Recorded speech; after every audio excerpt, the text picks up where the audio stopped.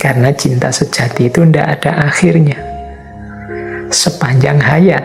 Dan hayat itu akhirnya ya kepahitan-kepahitan, kelemahan karena rasa tua, kesedihan karena sakit, atau kehilangan karena perpisahan oleh kematian.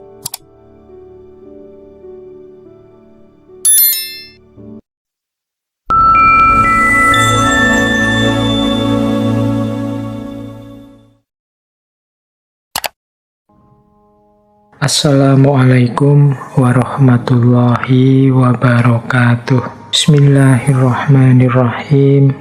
Ada kalimat yang populer sekali dari Alexander, yaitu aku tidak takut sepasukan singa yang dipimpin oleh seekor domba, namun aku takut sekumpulan domba yang dipimpin oleh seekor singa.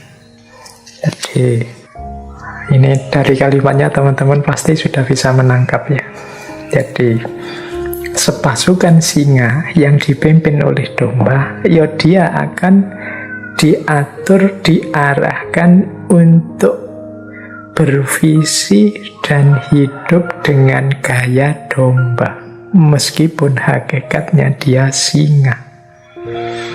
Meskipun singa, kalau gayanya seperti domba, mentalnya seperti domba, ya kualitasnya juga kualitas domba. Meskipun dia sekumpulan singa, maka tidak menakutkan. Tapi aku takut sekumpulan domba yang dipimpin oleh seekor singa. Meskipun hanya domba-domba, tapi kalau yang mimpin singa, dia akan berpikir, bertindak, berperilaku seperti singa. Perilakunya, tindakannya sekuat, sedahsyat singa. Itu lebih mengerikan. Jadi kuncinya terletak pada pemimpinnya. Mengerikan atau tidaknya satu kelompok tergantung siapa pemimpinnya, domba atau singa. Kalau pemimpinnya singa, maka meskipun anak buahnya hanya domba-domba, yang domba tadi akan menjelma seperti singa, kelakuan perilakunya, visi hidupnya. Sebaliknya juga begitu, meskipun anak buahnya singa semua, tapi kalau pemimpinnya domba, maka sepasukan singa tadi hanya akan berperilaku, bertindak, berpikir seperti domba. Ini silahkan teman-teman merenungi. Pemimpin itu, ya kalau pakai bahasa agama kan, kullukum ra'in. Setiap orang itu pemimpin di levelnya sendiri-sendiri. Jadi paling tidak yang sudah berkeluarga ya memimpin keluarganya, yang jadi guru memimpin kelasnya, yang pokoknya setiap orang pemimpin di levelnya masing-masing, maka jadilah pemimpin yang singa. Atau seandainya kita harus milih seorang pemimpin, pilihlah pemimpin yang singa. Ini nasihat berharga dari Alexander tentang kepemimpinan. Berarti mari kita bentuk kualitas diri kita dalam memimpin. Mari kita bentuk diri kita seperti singa. Baik, ini diskusi panjang. Kalau teman-teman sudah tanya lah ciri-ciri pemimpin yang singa itu apa-apa, terus nanti kita balik lagi ke tema-tema leadership. Ya kapan-kapan kita lanjutkan lagi diskusinya. Paling tidak prinsipnya sekarang sudah terpegang bahwa pemimpin itu posisi yang penting. Terus ada juga menurut saya penting kalimat dari Alexander ini dalam hal kepemimpinannya. Ini kan dia juga sering dikritik, sering diomongi jelek, sering dituduh macam-macam yang negatif. Kata dia begini, ada satu kemuliaan tersendiri saat mendengarkan omongan jelek tentang diriku, meskipun aku sudah melakukan yang terbaik. Ya kadang-kadang kan komentar itu selalu macam-macam, termasuk yang jelek-jelek, meskipun kita sudah berusaha melakukan yang baik, yang terbaik, sejauh yang kita mampu dan kita tahu. Kalau versinya Alexander, enggak apa-apalah, meskipun ada yang ngomong jelek tentang diriku, meskipun aku sudah melakukan yang terbaik. Mengapa? Ada satu kemuliaan tersendiri. Justru aku merasa mulia ketika orang ngomong jelek dari yang terbaik yang mungkin aku berikan. Jadi ini paling tidak dari kalimatnya Alexander ini kan, kita disadarkan bahwa oh ternyata apa yang kita lakukan, yang terbaik yang kita berikan itu ada efeknya, diperhatikan, diberi apresiasi. Nah ini itulah sehingga Alexander menyatakan oh ada kemuliaan tersendiri ketika orang masih saja ngomong jelek meskipun aku sudah berusaha melakukan yang terbaik. Ini juga penting untuk bagi yang sedang memimpin di setiap level. Mungkin di keluarga, mungkin di level tetangga, di level desa, dan lain sebagainya. Ya karena ya pikiran orang itu kan macam-macam. Perspektifnya orang juga beda-beda. Yang kita anggap positif tidak selalu oleh orang lain dilihat sebagai sesuatu yang positif. Kalau mengikuti kalimatnya Alexander ini kan berarti yang penting sudah aku lakukan yang terbaik, yang aku mampu. Setelah itu apapun komentar orang itu menunjukkan apresiasinya, dan bagiku itu satu kemuliaan tersendiri. Baik, itu pelajaran tentang kepemimpinan. Coba kita lihat bagian lain dari wisdomnya Alexander ini, misalnya tentang keberanian. Ada kalimat begini dari Alexander tentang keberanian. Di setiap generasi manusia selalu ada peperangan. Peperangan yang diwarnai dengan ketakutan. Mereka yang memiliki keberanian untuk menaklukkan ketakutan itu akan terbebas. Dan mereka yang ditaklukkan oleh ketakutan itu akan menderita. Sampai mereka memiliki seorang pemberani untuk menaklukkannya, atau kematian menjemput mereka.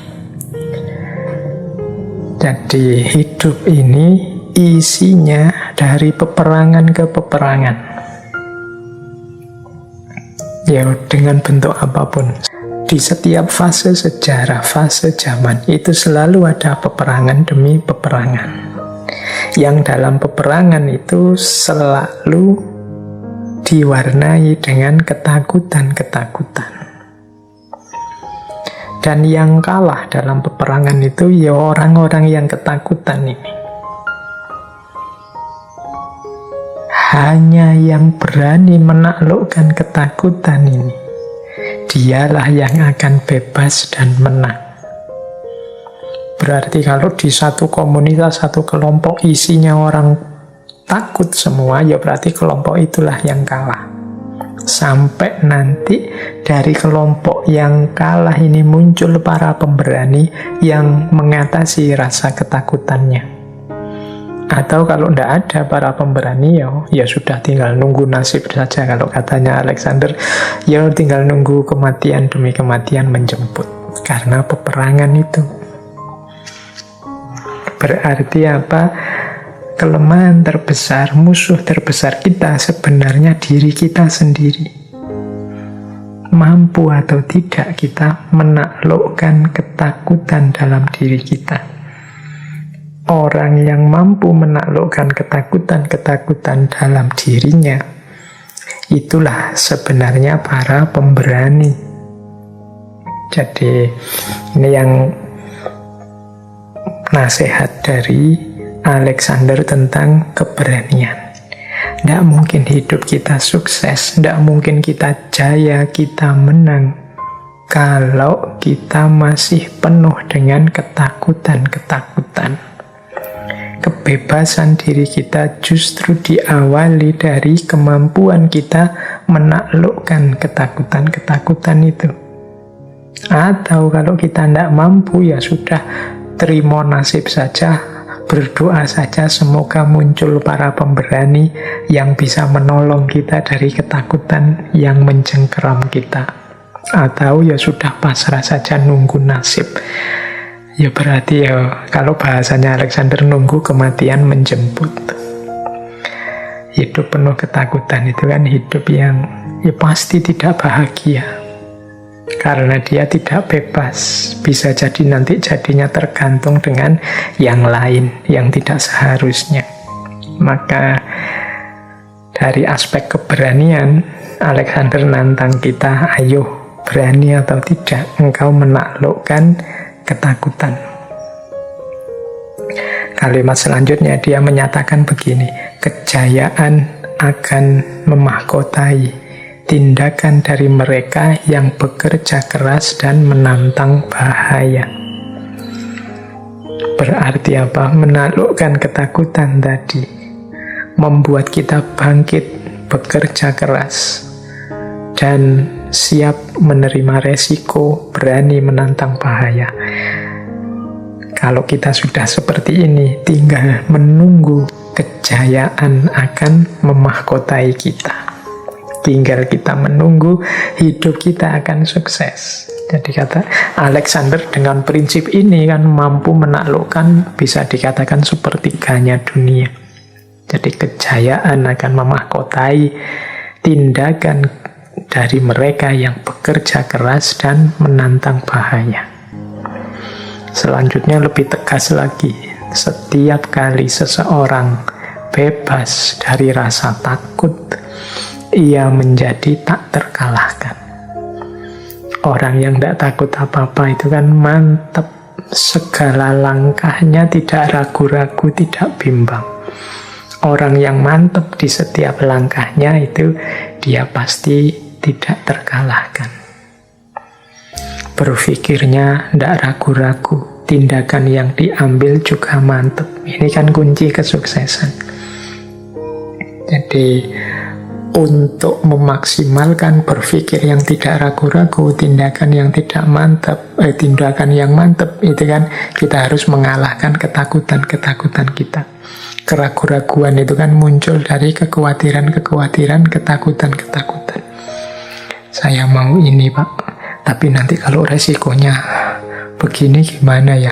Saya mau bisnis Pak, tapi nanti kalau rugi gimana? Kalau modalnya tidak kembali gimana? Kalau cuma habis modal saja dan tidak dapat apa-apa gimana?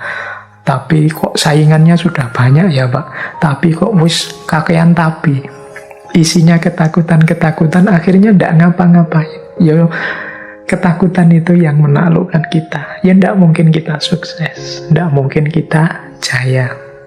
Maka kalau mengikuti petunjuknya Alexander the Great ini, taklukkan ketakutan itu, maka engkau tidak terkalahkan.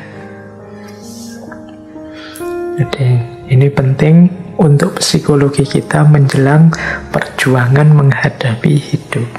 Bekalnya adalah keberanian. Nah, kita lihat lagi. Berarti tadi kita sudah diajari tentang bagaimana mengelola cita-cita dan semangat, bagaimana menjadi pemimpin yang kuat, kemudian bagaimana menumbuhkan keberanian. Sekarang saatnya bagaimana caranya mengasah keahlian. Setiap orang di bidangnya masing-masing itu kan para ahli. Ada nasihat begini dari Alexander, kata dia begini, tanpa pengetahuan, keahlian tidak dapat difokuskan. Tanpa keahlian, kekuatan tidak dapat digunakan. Tanpa kekuatan, pengetahuan tidak dapat diterapkan. Nah, ini penting 3 kalimat ini. Yang pertama, tanpa pengetahuan, keahlian tidak dapat difokuskan. Jadi maksudnya adalah, saya bilang tadi, setiap orang kan ahli di bidangnya masing-masing, atau expert sesuai level dan bidangnya masing-masing. Untuk mengasah keahlian ini, ya kita harus belajar lagi, nambah wawasan lagi, nambah pengetahuan. Kalau kita tidak mau belajar, ya keahlian kita akan tetap dangkal. Kalau bahasanya Alexander, tidak dapat difokuskan. Ya berarti kita hanya bisa sedikit. Bisa sedikit itu kadang-kadang malah bahaya, malah blunder. Belajar filsafat sedikit, itu nanti bisa jadi tidak karu-karuan. Kemudian hanya baca satu buku seolah-olah sudah ngerti filsafat macam-macam, nantang debat kemana-mana, bantai pikiran-pikiran orang di mana-mana. Malah bahaya. Maka keahlianmu itu asahlah terus dengan pengetahuan. Jadi keahlian membutuhkan pengetahuan. Yang kedua, tanpa keahlian, kekuatan tidak dapat digunakan. Nah, kalau ini sekarang hubungannya dengan kekuatan. Kita ini kan punya kekuatan, punya daya, punya potensi. Ini kalau kita tidak punya keahlian, potensi yang kita miliki itu akan sia-sia. Daya, kekuatan yang kita miliki itu tidak ada gunanya. Saya itu Pak, punya potensi untuk pidato, untuk ngomong di depan orang banyak. Tapi kita tidak mengasah kekuatan dan potensi itu menjadi keahlian, ya tidak ada gunanya. Potensi hanya tinggal potensi saja. Jadi dia tidak ada keahlian untuk mewujudkannya. Jadi tanpa keahlian, kekuatan tidak bisa digunakan. Maka kita harus belajar untuk ahli sehingga kemampuan kita ini bisa digunakan. Dan yang ketiga, tanpa kekuatan, pengetahuan tidak dapat diterapkan. Kita ngerti macam-macam, kita belajar macam-macam, nambah wawasan macam-macam, tapi kalau tidak punya potensi di situ, tidak punya kekuatan di situ, ya wawasan tinggal wawasan saja. Tidak bisa diterapkan. Kita tidak punya daya untuk itu. Jadi ada 3 variabel hidup kunci sukses yang lain. Selain tadi semangat, cita-cita, keberanian, adalah kita butuh pengetahuan, keahlian, dan kekuatan. Ini 3 hal ini saling berkait. Jadi pengetahuan semakin tambah, keahlian juga semakin meningkat. Kemudian kekuatan kita bisa diungkapkan. Kekuatan tanpa pengetahuan tidak bisa diterapkan, berarti tidak bisa jadi keahlian. Keahlian tanpa kekuatan tidak ada gunanya, karena jatuhnya hanya pengetahuan saja tanpa bisa digunakan. Jadi ini 3 hal ini saling berkait. Coba nanti teman-teman direnungi ya, tentang kapasitas kita. Aku itu, potensiku, keahlianku di mana? Sudah aku ungkapkan apa belum keahlian itu? Nah, terus sampai level apa keahlianku? Ini penting. Level itu nanti berhubungan dengan pengetahuan. Mengungkapkan itu berhubungan dengan keahlian. Potensi dasar itu berhubungan dengan kekuatan. Kekuatan bisa di-upgrade oleh pengetahuan dan keahlian. Keahlian bisa meningkat oleh pengetahuan dan kekuatan. Pengetahuan bisa ada gunanya kalau dia didukung oleh kekuatan dan keahlian.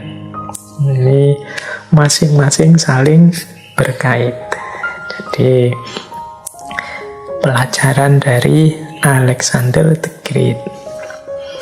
Ada lagi, mungkin ini unik ya, saya ambilkan sebentar sebelum kita masuk ke babak selanjutnya yang mungkin lebih menarik.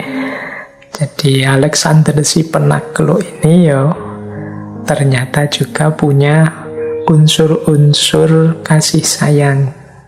Dikenal juga punya cinta yang luas, baik terhadap sahabat-sahabatnya, orang tuanya, apalagi pada negaranya.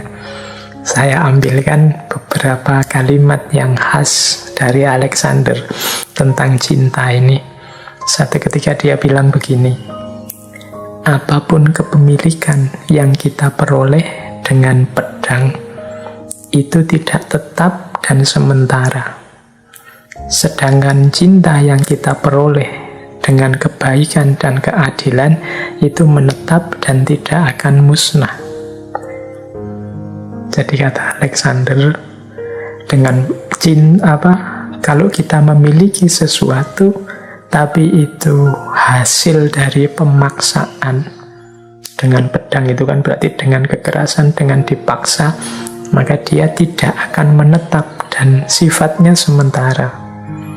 Namun kalau itu cinta yang hasil dari kebaikan dan keadilan, dia menetap dan tidak musnah.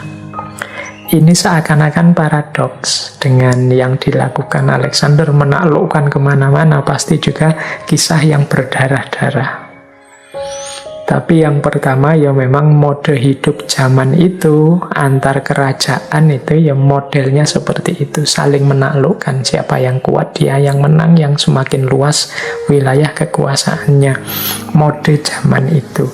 Tapi Alexander ini punya kesadaran kalau hanya berhenti di situ, kepemilikan ini tidak akan menetap, dia akan tidak langgeng dan sebentar lagi pasti runtuh. Sehingga perlu dilanjutkan ke level cinta. Setelah kita peroleh, kita taklukkan, kita miliki, kita warnai dengan kebaikan dan keadilan, dengan cinta. Sehingga lebih langgeng, lebih menetap. Dan inilah yang dilakukan oleh Alexander di wilayah-wilayah taklukannya.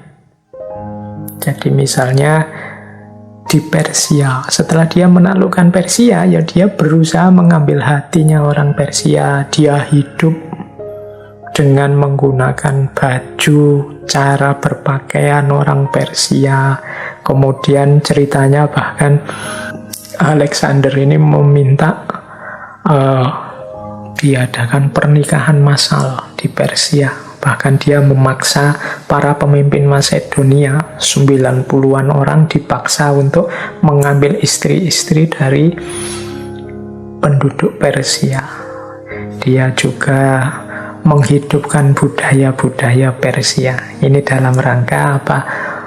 Menjalin hubungan yang tidak sekedar antara penakluk dan yang ditaklukkan, tapi ada hubungan emosional, hubungan cinta dan kebaikan. Ini yang dilakukan oleh Alexander. Bahkan nanti sampai penduduk yang ditaklukkan itu di banyak wilayah menganggap dia levelnya sampai seperti dewa karena kekuatannya, karena kebaikannya dan lain sebagainya. Jadi ini yang dilakukan oleh Alexander karena dia punya prinsip kalau itu hanya kepemilikan yang berasal dari kekerasan, dari pedang, pasti tidak langgeng. Kalau ingin langgeng sumbernya harus cinta. Kalau tentang cinta romantik, dia sendiri sebenarnya juga pernah mengalami jatuh cinta romantik ini. Jadi satu ketika diceritakan Alexander ini jatuh cinta pada seorang putri bangsawan namanya Roxanne. Sehingga kemudian dia menikahi putri bangsawan ini, menjadikannya permaisurinya, dan nanti melahirkan putra tunggalnya yang nanti dikenal sebagai Alexander keempat. Nah, Ini ada satu kalimat yang dikenal dari Alexander tentang cinta sejati. Jadi dia bilang begini, cinta sejati itu tidak pernah berakhir bahagia karena tidak ada akhir bagi cinta yang sejati. Ini kan kalimat pertamanya populer sekali, kita juga mestinya ya kenal kata-kata bahwa cinta sejati itu sering tidak berakhir bahagia. Mengapa begitu? Kalau kalimat kedua menurut saya menarik, ini yang dari Alexander, karena tidak ada akhir bagi cinta yang sejati. Jadi cinta yang sejati itu kan cinta yang terus menerus, apapun situasinya, apapun halangannya, dia hidup terus, cinta sejati itu. Maka hakikatnya dia tidak ada akhirnya. Akhir cinta sejati ya kehidupan itu sendiri. Sementara akhir kehidupan itu kan selalu kepahitan. Kalau pakai istilahnya Buddhisme itu kan hidup ini kan punya 3 kasunyatan, yaitu masa tua, sakit, dan mati. Ini kan situasi-situasi pahit ini.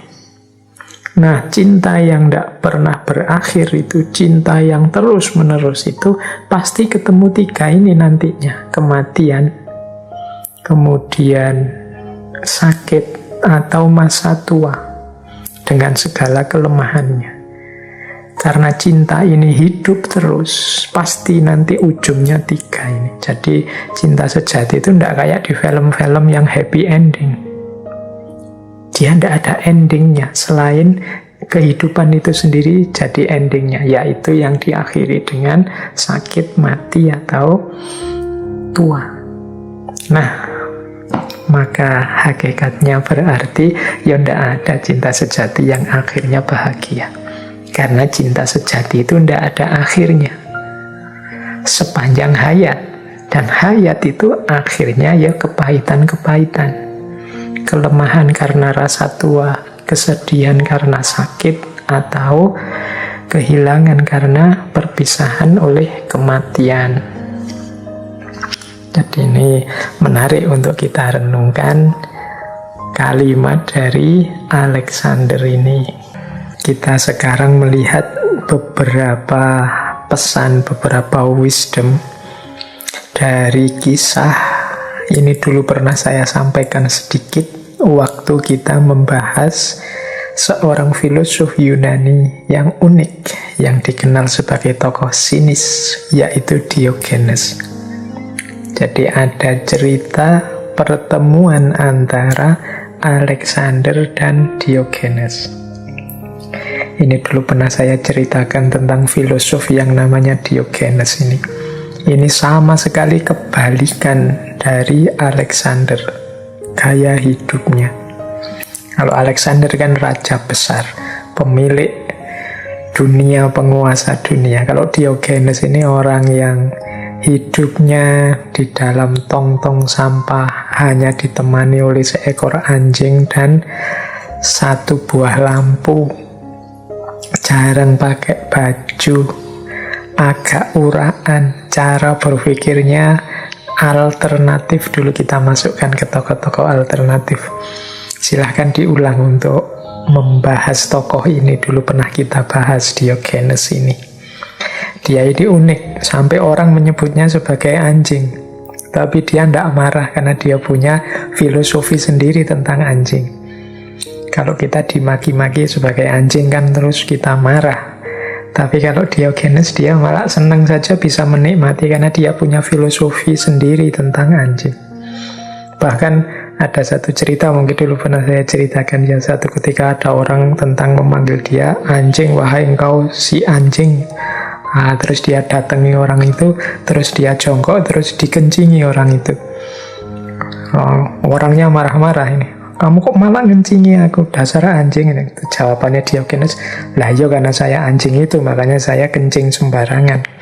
Kan cocok seperti yang kau bilang sendiri. Itu kayaknya Diogenes seperti itu. Meskipun dia juga punya, mengapa kok dia suka dipanggil orang sebagai si anjing. Baik, nah ada cerita, ini malam ini kita ulas agak panjang tentang cerita pertemuan antara Alexander dan Diogenes ini. Jadi satu ketika memang Alexander ini mendengar popularitas, kemasyhuran seorang Diogenes. Tapi bukan kemasyhuran menaklukkan dunia, tapi orang ini jadi punya nilai dan rasa hormat tersendiri pada Diogenes karena pikiran-pikirannya, komitmennya pada kebenaran, juga gaya hidupnya.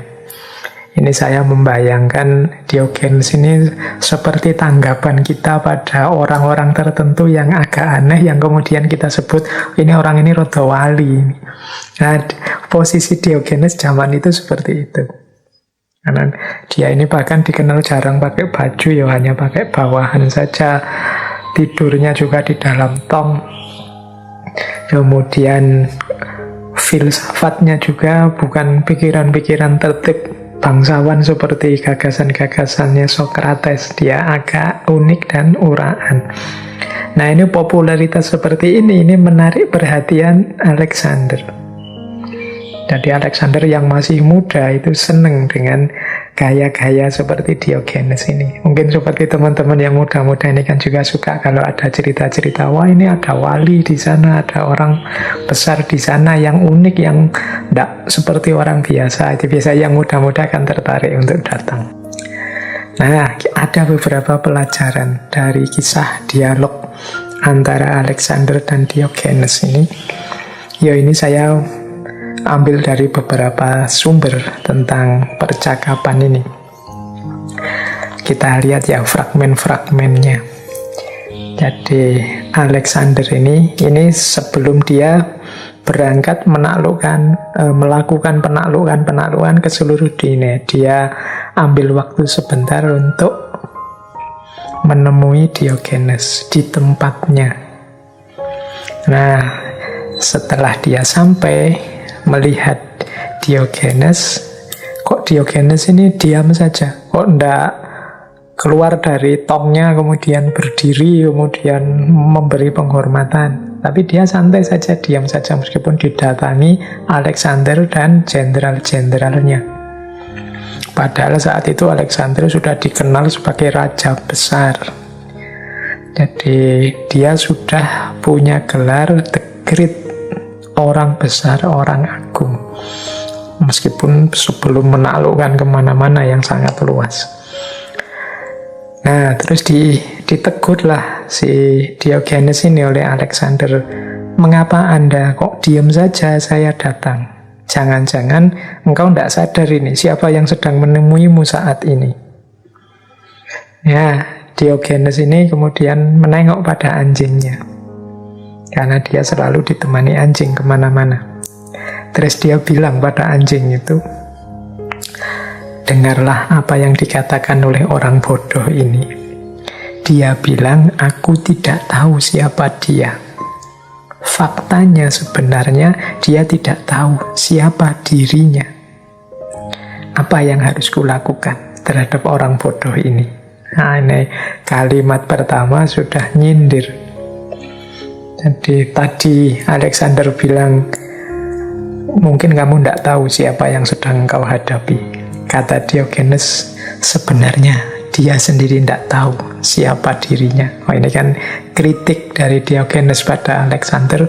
Kamu itu mbok yo kenali dirimu sendiri, itu lebih penting daripada menyuruh orang lain mengenali dirimu. Kalau engkau sendiri tidak jelas siapa dirimu, apa identitasmu, bagaimana engkau menyuruh orang mengenali dirimu, ya mesti saja engkau tidak punya nilai, tidak punya parameter untuk mengukur orang bisa memahamimu atau tidak.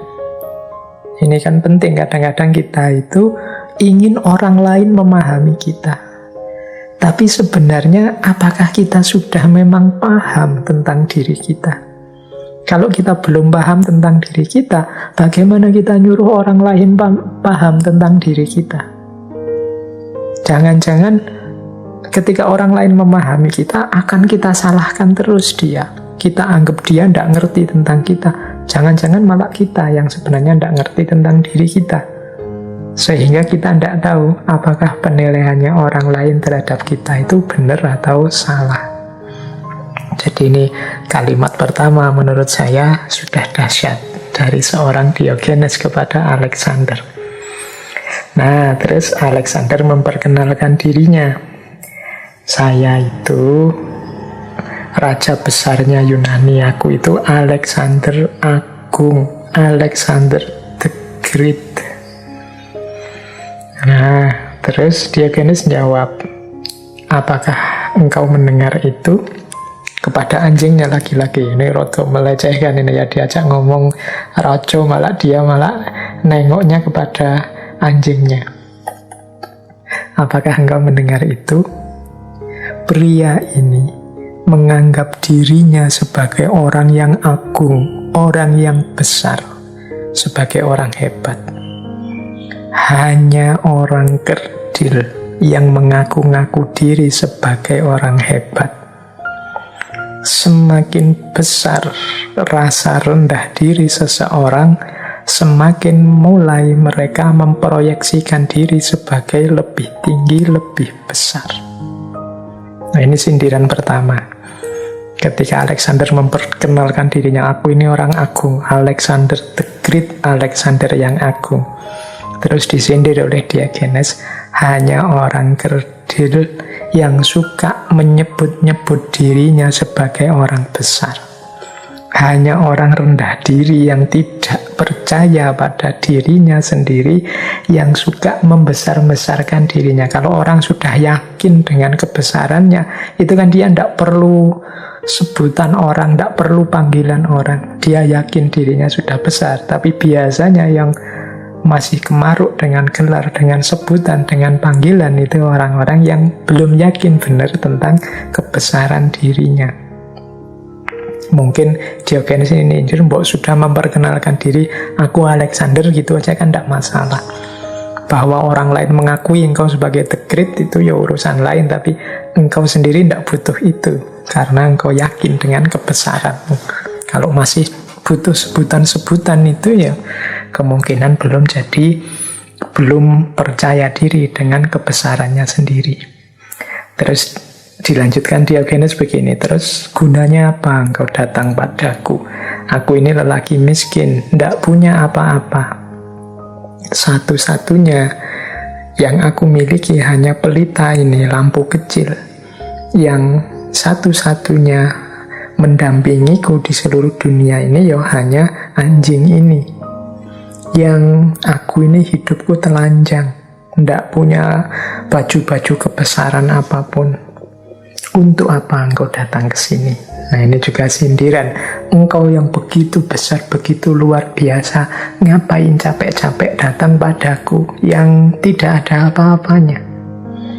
Nah, jadi ini juga sindiran pada Alexander. Kalau engkau merasa besar, apa gunanya engkau datang padaku yang tidak ada apa-apanya? Engkau merasa perlu datang padaku, berarti sebenarnya engkau tidak yang the great. Terus Alexander jawab begini, saya telah mendengar banyak cerita tentang Anda, dan sekarang saya dapat melihat bahwa semua cerita itu nyata. Anda tentu saja adalah orang yang agak aneh, tetapi cara hidup Anda sangat indah. Saya akan berangkat menaklukkan dunia, dan saya mendengar tentang Anda yang tinggal di sini. Jadi saya tidak dapat menahan godaan untuk datang dan berkunjung. Jadi ini memang dia datang, jawabannya Alexander, karena penasaran terhadap orang hebat seperti Diogenes itu. Nah, terus Diogenes jawab begini, oke, kalau gitu Anda sudah melihat saya, sekarang tidak usah buang-buang waktu lagi. Karena hidup ini singkat dan dunia ini luas. Jangan-jangan Anda mati sebelum menaklukkan dunia, sebelum Anda menaklukkannya. Jadi ini kalimatnya Alexander bahwa saya akan berangkat menaklukkan dunia dan saya mampir sebentar ke sini, itu dijawab dengan sindiran lagi oleh Diogenes. Ya sudah, kalau gitu kamu sudah ke sini, sekarang cepat-cepat pergilah. Tidak usah buang-buang waktu. Mengapa? Hidup ini singkat, dunia ini luas. Jangan-jangan engkau sudah keburu mati sebelum menaklukkannya. Jadi dia disindir, ambisimu itu loh menaklukkan dunia, apa tidak terlalu besar? Tidak realistis. Wong hidup ini singkat, dunia ini luas. Itu sindiran pertama. Makanya dia, ya sudah kalau gitu cepet-cepetlah kamu pergi, tidak usah di sini lagi. Ngapain kamu buang-buang waktu ke sini? Umurmu pendek. Dunia ini luas. Siapa tahu engkau mati sebelum menaklukkan dunia. Ini koyo ucapannya wali itu kan sering, memang kenyataannya nanti juga begitu. Sebelum berhasil menaklukkan dunia, Alexander sudah meninggal dan umurnya memang sangat pendek. Terus ada lagi pernyataan dari Diogenes, pernahkah Anda berpikir, jika Anda menaklukkan dunia ini, apa yang akan engkau lakukan selanjutnya? Jadi ini juga sindiran pada Alexander. Lu kalau engkau nanti misalnya sukses menaklukkan dunia, terus mau apa? Bolehkah aku bertanya, kata Diogenes, kenapa engkau begitu susah payah untuk menaklukkan dunia itu loh? Tujuanmu apa? Engkau menyebutku aneh, tapi bagiku engkau yang aneh, sangat aneh. Apa yang akan kamu lakukan kalau kamu sudah menaklukkan dunia? Nah, ini pertanyaan menohok dari seorang Diogenes kepada Alexander. Terus Alexander jawab begini, saya tidak pernah memikirkan itu, jujur saja. Yes, pokoknya dia ambisi menaklukkan dunia itu saja. Tidak pernah kalau sudah takluk seluruh dunia di kakimu mau apa. Itu dia tidak pernah mikir begitu. Dia terus bilang begini Alexander, mungkin nanti kalau sudah berhasil menaklukkan dunia, saya akan santai-santai istirahat. Nah, ketawalah Diogenes mendengar jawabannya Alexander ini. Terus dia bilang pada anjingnya, apakah engkau mendengarkan kata-kata orang ini? Pria ini gila, kata Diogenes. Ini raja besar Alexander the Great digila-gilakan oleh Diogenes. Padahal dia melihatku sedang istirahat, santai, tanpa menaklukkan apapun. Sementara dia baru bisa santai setelah menaklukkan seluruh dunia. Jadi jawabannya Alexander diketawangin habis-habisan oleh Diogenes. Wong cuma ingin santai dan istirahat saja, mengapa menunggu menaklukkan dunia? Aku ini tidak punya apa-apa, juga tidak menaklukkan apa-apa, itu sudah bisa istirahat dan santai. Lah kok dia menunggu menaklukkan dunia untuk bisa istirahat dan santai? Wah, gila ini orang. Nah, itu katanya Diogenes begitu, menertawakan Alexander. Ini mungkin juga sindiran untuk kita ya. Kita itu saya bilang tadi sering matok-matok standar, matok-matok parameter untuk sesuatu demi kebahagiaan kita. Padahal kita sudah bisa bahagia sekarang, sudah bisa gembira sekarang, bersyukur sekarang tanpa harus menunggu apapun. Baik, ini waktunya mepet, saya lanjutkan kisahnya Alexander sama Diogenes ini. Nah, setelah disindiri terus, akhirnya Alexander bilang begini. Dia disindir begitu, tambah seneng dia, tambah jatuh cinta dia sama Diogenes yang aneh ini. Terus dia bilang begini, dapatkah saya melakukan sesuatu untuk Anda? Aku benar-benar jatuh cinta pada Anda. Saya telah melihat raja-raja yang hebat, jenderal-jenderal yang hebat. Tapi saya belum pernah melihat orang yang berani seperti Anda, yang tidak bergerak, bahkan tidak mengucapkan selamat pagi waktu saya datang. Jadi ada orang seperti aku yang dihormati dimanapun datang, juga tidak menunduk, tidak mengucapkan selamat. Maka dia semakin senang dengan Diogenes. Terus dia nawari, saya bisa melakukan apa saja karena seluruh dunia akan ada di tangan saya. Silahkan mintalah jabatan, kekuasaan, atau harta. Apapun yang engkau inginkan, katakanlah. Aku akan melakukannya untuk Anda. Jadi karena sudah senang dengan Diogenes, meskipun disindiri terus, dikritiki terus oleh Diogenes, Alexander malah menawarkan, saya terima kasih sudah ketemu kamu, sekarang mintalah apa saja. Kamu boleh minta jabatan, boleh minta kekuasaan, boleh minta harta. Apapun yang kau inginkan akan aku penuhi. Wong aku ini sudah punya apa saja, bisa melakukan apa saja sesuai yang aku inginkan.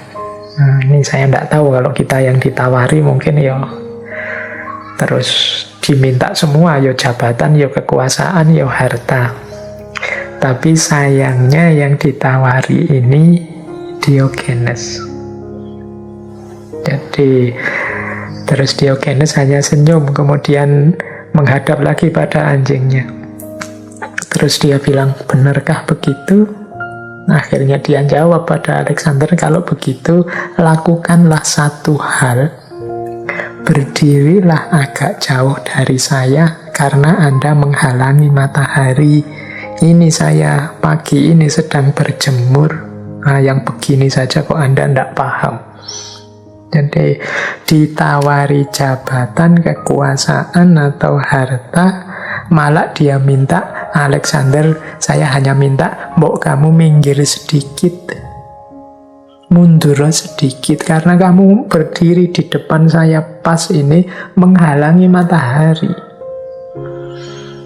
Ini kan pagi seperti ini, saya itu biasanya berjemur. Yang gini aja kamu ndak paham kok, bilangnya menguasai dunia. Jadi ini unik ya, ditawari jabatan, ditawari kekuasaan, ditawari harta. Diogenes hanya minta kamu minggiro sedikit, karena berdirimu itu menghalangi matahari. Wah, ini memang orangnya unik. Jadi ini salah satu dialog yang terkenal sekali dalam pertemuan antara Alexander dan Diogenes. Dia diminta untuk menyingkir sebentar, menghindar sebentar. Baik, kemudian ada riwayat akhirnya sebelum Alexander pergi, Diogenes memberikan beberapa pesan juga. Jadi ada pesan yang diberikan oleh Diogenes kepada Alexander. Kata Diogenes begini, ingat saja dua hal sebagai hadiah dariku, kata Diogenes.